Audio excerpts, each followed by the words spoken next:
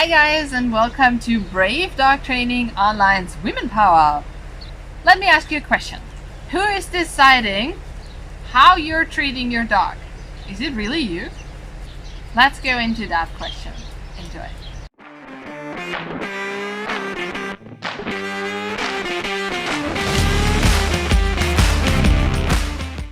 Alright, so what I experience really often, and it happened to me too, is that we learn a lot about how we can train our dogs and how we can make them safe to be around the public, right? And how to do things with a dog.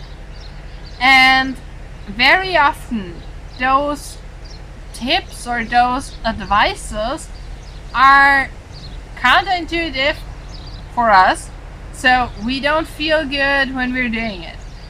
Like, so often I hear a dog needs a firm hand and corrections and all those things, and they don't feel good. And yes, we can bend and stretch and be someone we are not, or we can just listen to our gut and listen to this inner voice that tells us this is wrong. You're not that person. You're not that power hungry. You're not that needy of somebody to submit to you. It's if you're really in tune with yourself and you feel like you want your dog to trust you and you want to just have a great relationship together and just want to be safe, you can be all those things without needing to become some kind of, I don't know, over dominant whatever. Like, let me give you an example. Your dog is going crazy on leash and you just hear over and over again, you have to correct him, you have to correct him, you have to correct him. And you're trying that, but it feels really yucky. That's because it is.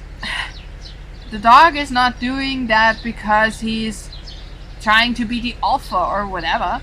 He is doing that because he doesn't know how else to act or how else to behave.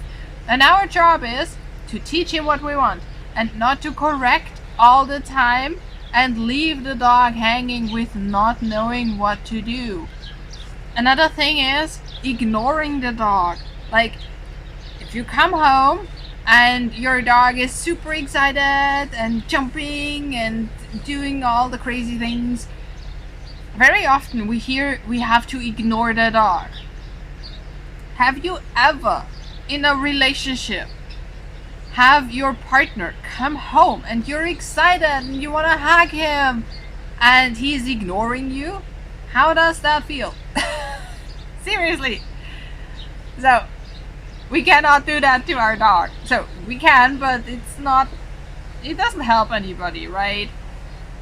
A reason for our dog going crazy can be that he has separation anxiety. Sometimes dogs who have separation anxiety don't show destructive behavior or aren't loud or anything.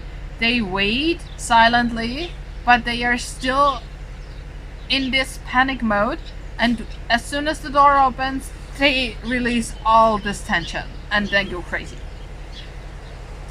It doesn't have to be separation anxiety, it just can be. Sometimes it's just a dog who is very happy that the person he loves is back, right? And if we want it to be calmer, we can just go in the door, have some chewing ready, give it to the dog and be done with it, and just say hi doggy instead of right?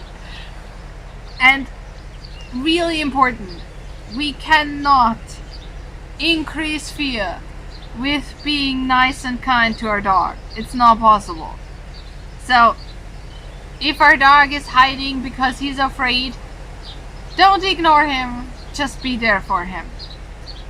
And another thing that is very often recommended is that whenever the dog comes up to us and wants something like snugglies, and we have heard that we should ignore that, because when the dog decides when it's time to snuggle or play or whatever, whenever the dog decides something, he is becoming the pack leader. And that's such BS, really. There is no way our dog is becoming a pack leader, because we're not a pack. Okay. Alright. But also, our dogs don't want to control us, dominate us, be the overboss, whoever. Our dogs just feel like, I want snugglies now. That's why they come up to us and ask for snugglies. And if we really don't have time, and if we're really not into it right now, we can just look at the dog and tell him, not now. But very often, this is something we really like, right? So we don't have to hold back, and we don't have to be somebody who we are not. We can just give in. Again, do what feels good, right? Why don't you tell me in the comments if you have heard such a thing before, and if you felt compelled to listen to it, even though your inner voice told you this is not you. So my main message for today is be yourself. You decide what rules you need with your dog. You decide how your life with your dog has to look like. And if you want to be nice and kind to your dog, be nice and kind to your dog. Nobody can tell you that this is wrong. And it's not dangerous at all. It really isn't. What can be dangerous if you're inconsiderate or just not careful. So if you know your dog is hunting like crazy and you let him off leash and your dog scares or even hurts another animal, that's not okay, right? But if your dog asks you for snugglies and you really feel like this is a perfect time, I need a break from work anyway, go snuggle your dog. There's nothing wrong with that. So I wish you an amazing time with your dog.